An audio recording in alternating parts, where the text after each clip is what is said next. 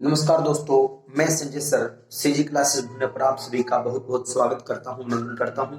तो दोस्तों, मोटिवेशन सुविचार के साथ शुरू करते हैं आज की क्लास। कि कोशिश करो हल निकलेगा, आज नहीं तो कल निकलेगा। अर्जुन के तीर सा साधो निशाना, मरुस्थल में भी जल निकलेगा। कोशिश करो रे बच्चों कुछ कर गुजरने की, जो आज तमाशा है वो कल चल निकलेगा। कोशिश करो हल निकलेगा, आज नहीं तो कल निकलेगा। अर्जुन के तीर सा साधु निशाना, मरुस्थल में भी जल निकलेगा। इस सुविचार के साथ आज की क्लास हम शुरू कर रहे हैं, बिना किसी विलंब के, बिना किसी देरी के। भारत का पूर्व से पश्चिम विस्तार कितना है ये आपको बताना है। पहला आज का क्वेश्चन ये रहा आपके सामने, भारत का पूर्व से पश्चिम विस्तार कितना है। तो बताओ, 106 किलोमीटर है, 2933 किलोमीटर है, 3214 किलोमीटर है, 4096 किलोमीटर है। ये आपके सामने ऑप्शन आपके सामने रहे, आपको बताना है। ठीक है, जल्दी जल्दी बताओ भाई, जल्दी जल्दी आप बताओ। भारत का पूर्व से पश्चिम विस्तार कितना है ये आपको बताना है। 106 किलोमीटर है, 2933 किलोमीटर है, या फिर 3214 किलोमीटर है, या फिर 4096 किलोमीटर है, ये आपको बताना है। तो कितना हो जाएगा? ऑप्शन आपका बी सही हो जाएगा, 2933 किलोमीटर है। 106 किलोमीटर भारत की सबसे कम सतलीय सीमा लगती है, सतलीय सीमा। इस ऑप्शन के साथ हम जाएंगे, किसके साथ? अफगानिस्तान। अफगानिस्तान अफगानिस्तान के साथ लगती है सतलीय सीमा, यानी कि ये बोल सकते हैं न्यूनतम सतलीय सीमा किसके साथ लगती है? अफगानिस्तान के साथ लगती है। ये ऑप्शन 106 किलोमीटर ये भी देख लिया हमने, इसका राइट आंसर बी हो जाएगा।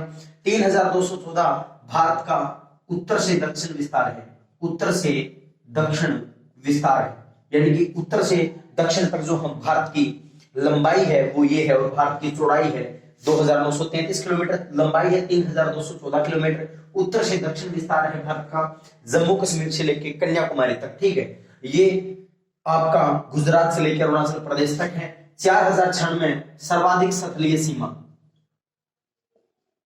सर्वाधिक सतलीय सीमा किसके साथ लगती है? बांग्लादेश के साथ, बांग्लादेश के साथ।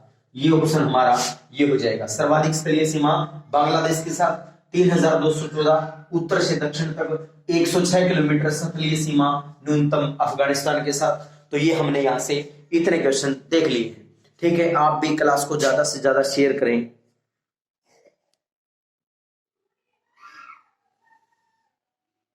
क्लास को ज्यादा से ज्यादा आप शेयर करें अपने मित्रों के साथ, उनको भी क्लास में जोड़िएगा, उन्हें बताइएगा कि बहुत अच्छे से यहाँ पर पढ़ाई होती है। भारत का पूर्व से पश्चिम विस्तार कितना है? तो कितना हो जाएगा? 2933 किलोमीटर। 106 किलोमीटर न्यूनतम स्थलीय सीमा अफगानिस्तान के साथ लगती है, हमने देख लिया।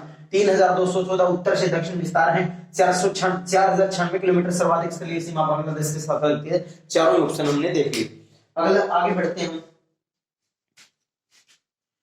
हम आगे बढ़ रहे होंगे अगले नेक्स्ट क्वेश्चन की ओर। अगला क्वेश्चन आपके सामने ये रहा भाई,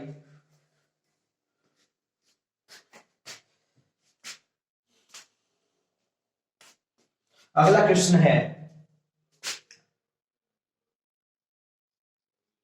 राज्यसभा सदस्य बनने के लिए न्यूनतम आयु होनी चाहिए।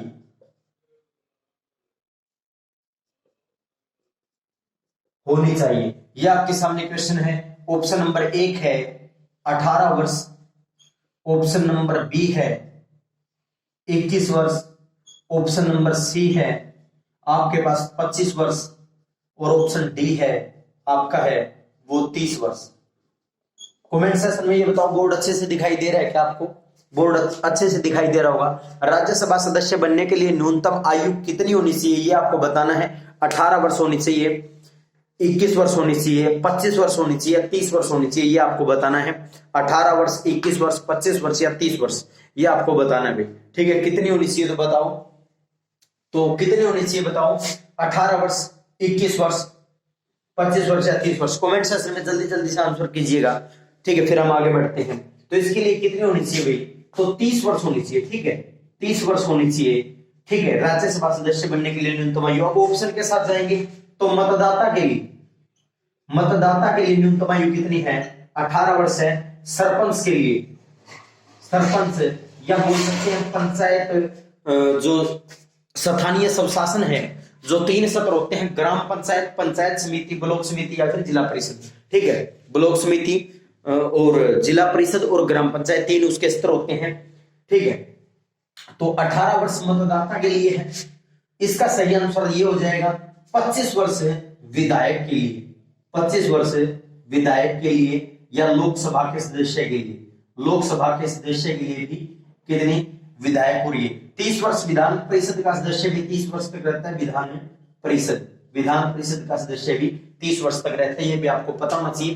राज्यसभा सदस्य बनने के लिए न्यूनतम आयु देखनी थी हमें, 18 वर्ष मतदाता के लिए होती है, 21 वर्ष सरपंच के लिए, 25 वर्ष विधायक या लोकसभा के सदस्य के लिए और 30 वर्ष राज्यसभा या विधान परिषद का सदस्य बनने के लिए, ठीक है। ये आपका ये क्वेश्चन था भाई। आगे बढ़ेंगे, अब हम स्क्रीनशॉट ले लीजिएगा, फिर हम आगे बढ़ रहे हैं, ठीक है। आगे चलते हैं नेक्स्ट क्वेश्चन की ओर। अगला क्वेश्चन हरियाणा जीके से लेते हैं। अगला जो क्वेश्चन है वो हमारा हरियाणा जीके से रहेगा। डमरू का बढ़ा रूप क्या कहलाता है, ये क्वेश्चन आपका मैं ये ले लेता हूं भाई। डमरू का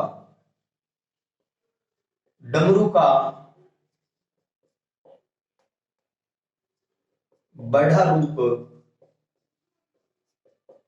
क्या कहलाता है, ये क्वेश्चन है, ठीक है। ऑप्शन आपके सामने ए है डफ, ठीक है। उसके बाद में बी है झिल, सी ऑप्शन आपके सामने है डेरू और डी ऑप्शन आपके सामने है खंजरी।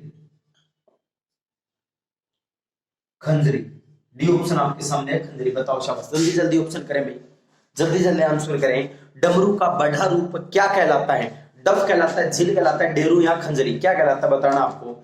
डमरू का बढ़ा हुआ रूप क्या कहलाता है, डमरू आपको पता होगा किस प्रकार होता है। डमरू इस प्रकार, आप पहले मेले में जाते थे तो खरीद के लाते होगे भाई, ये इस प्रकार होता था डमरू, ठीक है। ये है आपका डमरू होता है, इस प्रकार डमरू होता है, ठीक है। ये क्या आपका डमरू होता है। पहले मेले में जाते थे तो आप डमरू खरीद के लाते थे, हम छोटे थे हम भी खरीद के लाते थे डमरू, ठीक है। तो डमरू का बड़ा हुआ रूप क्या होता है, जो डेरू, जो गोगा पीर वाले जो गाते हैं, भजन वगैरह वो रखते हैं ना, वो बजाते हैं, तो वो क्या होता है, डेरू होता है, ठीक है। तो ऑप्शन करें आप जल्दी जल्दी से, क्या होता है डमरू का बड़ा हुआ रूप क्या होता है, बताओगे आप, ठीक है, ये बताओगे आप, जल्दी जल्दी बताओ भाई।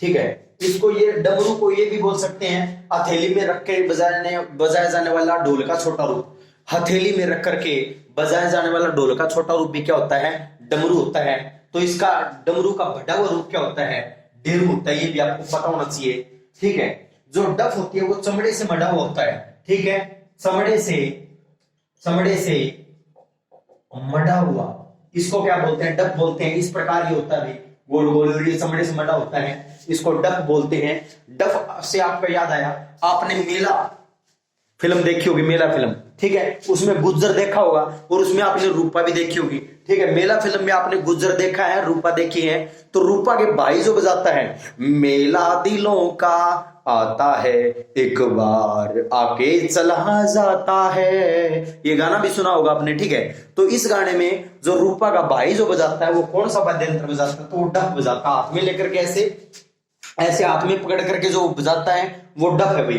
ठीक है। अब अगर ये आपको पता होना चाहिए भाई, वो क्या है, वो डफ है, ठीक है। और खंजरी क्या है, डफ की छोटी किस्म, डफ की छोटी किस्म क्या है, खंजरी है। डफ की छोटी किस्म क्या है, ये है, ठीक है। ये भी आपको यहां से पता होना चाहिए। डमरू का बढ़ा हुआ रूप क्या कहलाता है? डेरू। डफ चमड़े से मड़ा होता है, गोल होता है। और डफ खंजरी, डफ की छोटी किस्म होती है खंजरी, ठीक है। अब झिल, आप ऑप्शन रहेगा झिल आपका, ठीक है। आपने ये देखा होगा भाई, आपने इस प्रकार देखा है, एक बार यंत्र इस प्रकार होता है आपका, इतनी ड्राइंग मेरी अच्छी है नहीं, इस प्रकार होता है। इसके 4 टायर लगे होते हैं, ऐसे टायर भी लगे होते हैं इसके, और इसको एक आदमी यानी कि ये आदमी बना दिया मैंने, ये ऐसे चोट करता है, इसके ऊपर बजाता है, इसको बोलते हैं नगाड़ा। नगाड़ा अगर पूछ लिया जाए नगाड़ा बजाने में प्रसिद्ध कौन सा मतलब मुगल काल शासक था, तो अकबर। नगाड़े बजाने का शौकीन कौन सा था? अकबर। अगर औरंगजेब के शब्द में आ जाए, औरंगजेब क्या बजाता था? औरंगजेब तो वीणा बजाता था, वीणा। अगर ये भी आपको क्लियर कर देता हूं, औरंगजेब कौन सा वाद्य यंत्र बजाता था? वीणा। और अगर बात आ जाए नगाड़ा कौन बजाता था? अकबर बजाता था नगाड़ा, ठीक है। डफ क्या है? चमड़े से मढ़ा हुआ। झिल क्या है? अब झिल बताना आपको, झिल, ठीक है। नगाड़े का ही छोटा रूप है, नगाड़े का छोटा रूप क्या कहलाता है? वो झिल कहलाती है, ठीक है। नगाड़े का छोटा रूप होता है झिल, और खंजरी डफ का छोटा रूप है। ये भी आपको यहां से क्लियर होना चाहिए। अगर पूछ लिया जाए डमरू का बढ़ा हुआ रूप क्या कहलाता है, तो डेरू गोगा वाले बजाते हैं वो आपको यहां से पता होना चाहिए, ठीक है भाई। तो आगे बढ़ेंगे हम, स्क्रीनशॉट ले लीजिएगा। उसके बाद में डमरू, अगर पूछ लिया जाए डमरू के जनक किसे माना जाता है, तो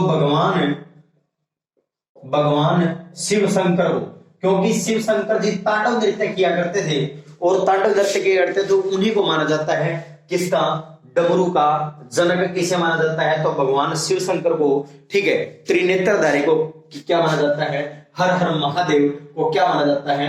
भगवान शिव शंकर को डमरू का जनक माना जाता है। ये भी आपको यहां से क्लियर होना चाहिए भाई, ठीक है। तो इसका सही ऑप्शन हो जाएगा सी, डेरू।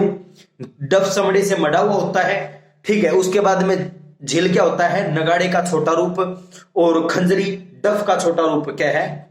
खंजरी है। ये भी आपको यहां से क्लियर होना चाहिए। आगे बढ़ेंगे भैया, हम अगले क्वेश्चन की ओर बढ़ेंगे। अब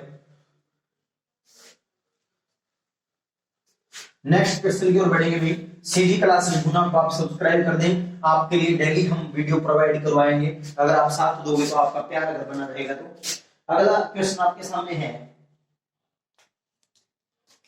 निम्नलिखित में से कौन सा नृत्य है, निम्नलिखित में से कौन सा नृत्य महाभारत कालीन है? ये आपके सामने क्वेश्चन है भाई। क्वेश्चन सही समझ में आ रहा होगा आपका। निम्नलिखित में से कौन सा नृत्य महाभारत कालीन है? ऑप्शन आपके सामने मैं रख रहा हूं, ऑप्शन आपके सामने हो जाएंगे भाई। धमाल नृत्य, धमाल नृत्य। ऑप्शन बी है खोड़िया नृत्य। ऑप्शन सी है खेड़ा नृत्य। और ऑप्शन डी हो जाएगा आपका छड़ी नृत्य, छड़ी नृत्य, ठीक है। बताओ भाई, धमाल नृत्य, खोड़िया नृत्य, खेड़ा नृत्य, छड़ी नृत्य, क्या ऑप्शन हो जाएगा? इसका आपको बताना है। निम्नलिखित में से कौन सा नृत्य महाभारत कालीन है? यह आपको बताना है। धमाल नृत्य, खोड़िया नृत्य, खेड़ा नृत्य, छड़ी नृत्य, ठीक है।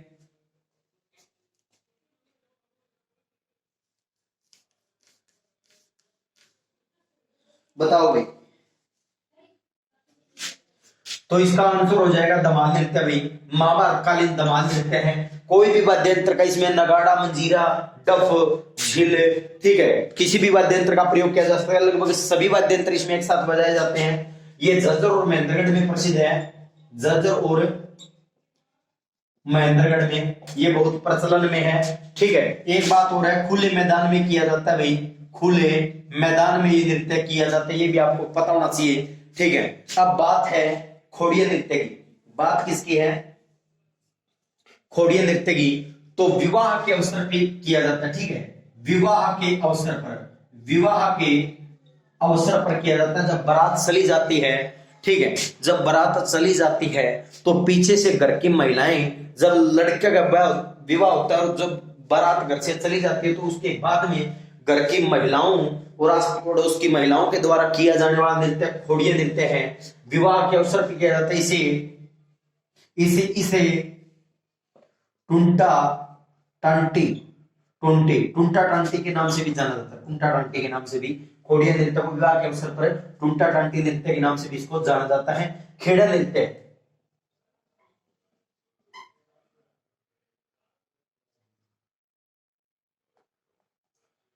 ठीक है। वृद्ध व्यक्ति की मृत्यु पर किया जाने वाला नृत्य कौन सा है? खेड़ा नृत्य है। वृद्ध व्यक्ति की मृत्यु पर किया जाने वाला नृत्य जींद कैथल करनाल। ये कहां पर प्रसिद्ध है भाई? जींद कैथल और करनाल। जींद कैथल करनाल और नरवाना ये बहुत ही प्रचलन में है भाई। कौन सा? खेड़ा नृत्य। ठीक है, खेड़ा नृत्य कहां कहां ज्यादा किया जाता है? जींद कैथल करनाल में ज्यादातर किया जाता है। छड़ी नृत्य है, इसको गोगा नृत्य भी बोलते हैं भी। इसको गोगा नृत्य भी बोलते हैं। छड़ी नृत्य को गोगा नृत्य भी बोलते हैं। ये कब किया जाता है? ये आपके किया जाता है भाई। छड़ी नृत्य को गोगा नृत्य भी बोला जाता है। और ये कब किया जाता है ये भी आपको पता होना चाहिए। छड़ी नृत्य को गोगा नृत्य बोलते हैं।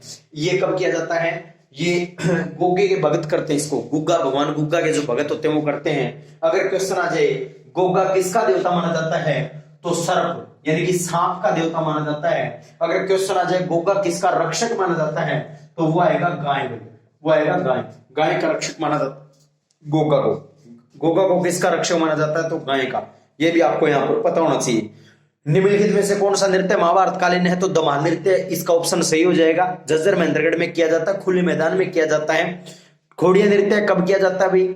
विवाह के अवसर पर टुंटा टांटी बोलते हैं इसको। खेड़ा नृत्य वृद्ध व्यक्ति की मृत्यु पर जींद कैथल करनाल और नरवाना में ये किया जाता है। छड़ी नृत्य को गोगा नृत्य बोला जाते हैं। गोगे के भगत इसको करते हैं। ये भी आपको यहां से क्लियर होना चाहिए।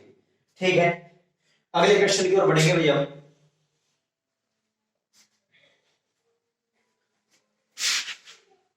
अगले क्वेश्चन की ओर बढ़ेंगे हम।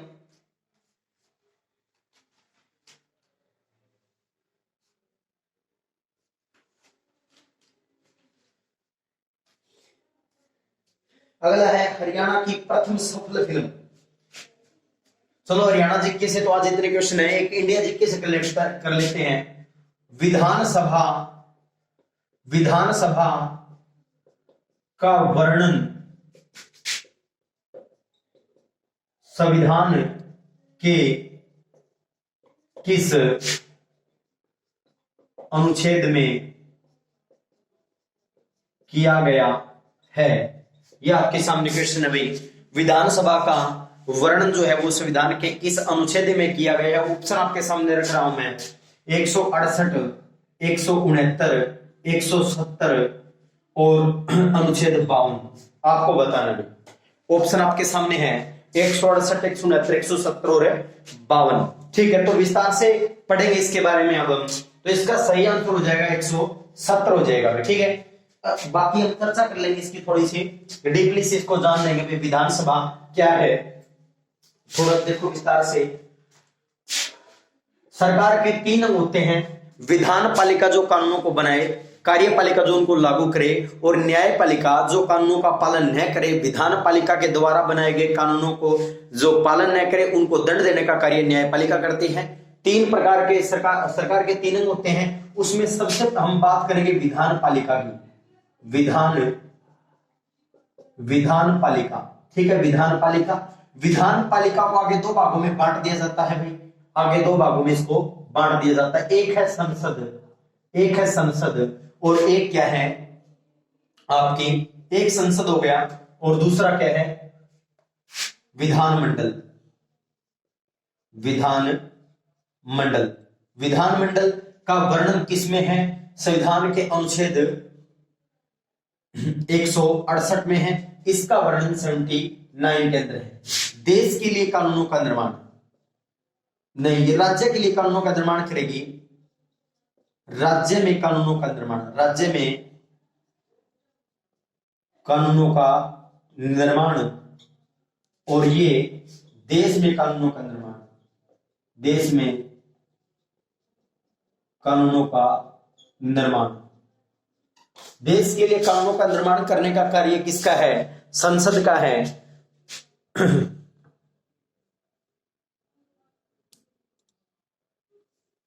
ठीक है, ये भी आपको पता होना चाहिए।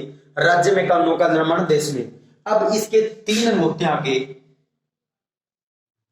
इसके 3 भाग हैं और इसके भी 3 भाग हैं। ठीक है, अंग 3 है, सदन 2 है। सबसे पहले कौन सा? विधान परिषद, विधानसभा और राज्यपाल। यहां पर राज्यसभा, लोकसभा और राष्ट्रपति, ये भी आपको यहां से क्लियर होना चाहिए। ठीक है, ये भी आपको यहां से क्या होना चाहिए? क्लियर होना चाहिए। थोड़ा मैं क्वालिटी बढ़ा देता हूं थोड़ी और, अब आपको अच्छे से दिखाई दे रहा होगा।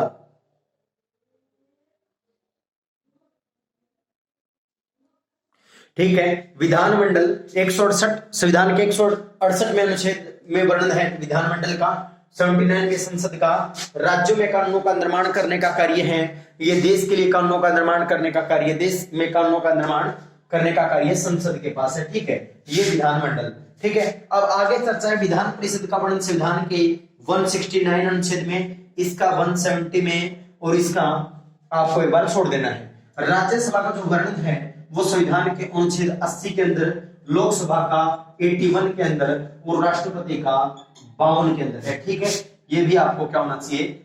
ज्ञात होना चाहिए। अब 52 उसका राष्ट्रपति का है, तो 52 में 1 जोड़ दो, कितना हो जाएगा? 53, और उसके आगे भी 1 लगा दो, कितना बन जाएगा? 153। तो 153 में वर्णन किसका है? राज्यपाल का वर्णन है। ठीक है, ये भी आपको यहां से क्लियर होना चाहिए। विधानमंडल 168 अनुच्छेद में वर्णन विधानमंडल का। विधानपालिका को 2 भागों में बांटा गया है, विधानमंडल और संसद। 168 राज्य में कानूनों का निर्माण या राज्य के लिए कानूनों का निर्माण। उसके बाद में इसके 3 अंग होते हैं। अगर आपसे सदन पूछे तो 2 ही होते हैं, विधान परिषद और विधानसभा। अगर आपसे अंग पूछ लिए जाए तो 3 होते हैं, विधान परिषद, विधानसभा और राज्यपाल। ठीक है, संसद देश के में कानूनों का निर्माण। सदन पूछे तो 2 है, राज्यसभा, लोकसभा। अब आपसे ऊपरी सदन और निम्न सदन पूछ ले तो ये इसका उच्च सदन होता है, ये ऊपरी सदन, उच्च सदन, ये होता है निम्न सदन। ठीक है, इसी प्रकार ये उच्च सदन और ये निम्न सदन, ये निम्न सदन। ठीक है, इनकी जो कार्यकाल होता है इनका, वो विधान परिषद के सदस्यों का 6 वर्ष होता है, विधानसभा का 5 वर्ष होता है कार्यकाल, 5 वर्ष, और राज्यपाल का भी 5 वर्ष। इसी प्रकार राज्यसभा का 6 वर्ष, लोकसभा का 5 वर्ष और राष्ट्रपति का भी 5 वर्ष होता है। ठीक है, ये भी आपको यहां से क्लियर होना चाहिए। ठीक है, ये भी आपको क्लियर होना चाहिए। अब न्यूनतम आयु की मैं बात करूं, यहां पर मैं न्यूनतम आयु लिख देता हूं। ठीक है, इसकी जो न्यूनतम आयु होगी वो होगी 30 वर्ष। इसकी न्यूनतम आयु जो विधानसभा का सदस्य है वो 25 वर्ष है और राज्यपाल की 35 वर्ष।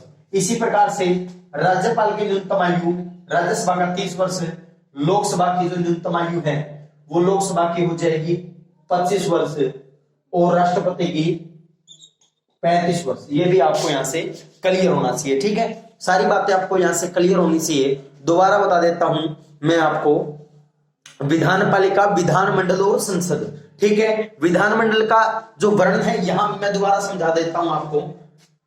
विधानमंडल का वर्णन संविधान के 168 अनुच्छेद में, संसद का 79 में। संसद को आप ऐसे भी याद कर सकते हो, सरल। ठीक है, संसद या से संसद, रैसे राज्यसभा, लैसे लोकसभा, 79, 80 और 81 ऐसे भी याद आप इनको कर सकते हो। ठीक है, ऐसे भी। उसके बाद में 168 में राज्य के लिए कानूनों का निर्माण, इसको विधान परिषद, विधानसभा और राज्यपाल। विधान परिषद का वर्णन है 69 में, इसका 170 में, इसका 153 में। ठीक है, कार्यकाल 6 वर्ष है, विधानसभा का सदस्य का 5 वर्ष है, राज्यसभा का, राज्यपाल का 5 वर्ष है। उसके बाद में जो विधान परिषद का सदस्य बनने के लिए न्यूनतम आयु 30 वर्ष है, विधानसभा का सदस्य बनने के लिए 25 वर्ष है, राज्यपाल के लिए 35 वर्ष है, राज्यसभा के लिए 30 वर्ष है न्यूनतम आयु, लोकसभा का सदस्य बनने के लिए 25 वर्ष है, राष्ट्रपति के लिए 35 वर्ष है। इनका कार्यकाल राज्यसभा का 6 वर्ष है, लोकसभा का 5 वर्ष है, राष्ट्रपति का 5 वर्ष है। ये भी आपको यहां से पता होना चाहिए। ठीक है, तो आज की क्लास में इतना ही भाई, मेरे ख्याल से काफी है, इतना आप कर लोगे तो बहुत ज्यादा है, बाकी हम कल कर लेंगे। ठीक है भाई, तो आज के लिए इतना है, धन्यवाद। और आप वीडियो को शेयर भी करें और क्लास को पूरी देखना, ठीक है। बहुत ज्ञानवर्धक क्लास रहेगी, आप ही के लिए मेहनत करते हैं भाई, आप लोगों का प्रेम ऐसे ही बने रहे और ऐसे ही हम उन्नति करते रहें और आपका पेपर भी क्लियर हो सीईटी का, मैं तो यही दुआ करूंगा। अच्छी तैयारी करोगे तो पेपर निश्चित तौर पर आपके क्लियर होंगे और आप गवर्नमेंट जॉब का जो सपना है, अपने माता पिता का जो सपना है, वो पूरा जरूर करोगे। कहते भी है ना, ने संघर्ष ने तकलीफ क्या खाक मजा है जीने में, और बड़े बड़े तूफान भी थम जाते हैं जब आग लगी हो सीने में। तो सीने में आग लगा करके चलिए और कुछ अच्छा करने की कोशिश कीजिए। नमस्कार, जय हिंद, जय भारत।